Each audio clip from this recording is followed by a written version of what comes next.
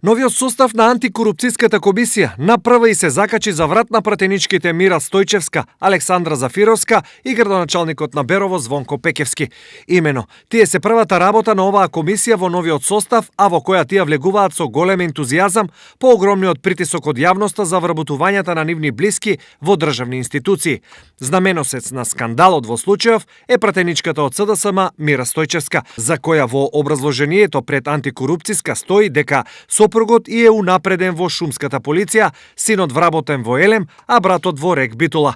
Веднаш до неа од нашиот регион се сместени пратеничката од така наречената специјална група на ВМРО ДПМН Александра Зафировска, која керката ја седна во Фондот за иновации и технолошки развој. До нив, но не рамо до рамо, стои градоначалникот Звонко Пекевски, кој антикорупционерите ќе го истражуваат случајот со неговата сопруга Лиле Пекевска. Имено, Лиле е долгогодишна наставничка која по казна од ВМРО ДПМН на работа од Берово била преместена во Струмица, каде се којдневно патувала.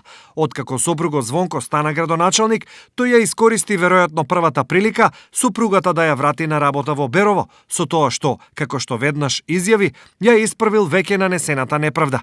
Проблем во случајов е тоа што Лиле доаѓа на место на штотуку породена наставничка, која според законот не можела да биде преместена, бидејќи на 4 часа морала да го дои детето.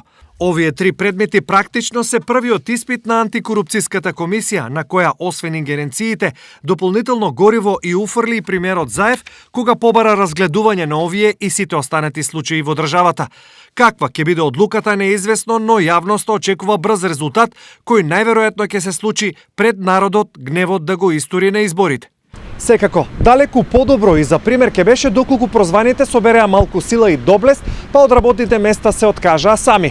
Но бидејќи тоа не се случи, срамот веројатно сега ќе биде заверен со губење и на личниот и на политичкиот кредибилитет.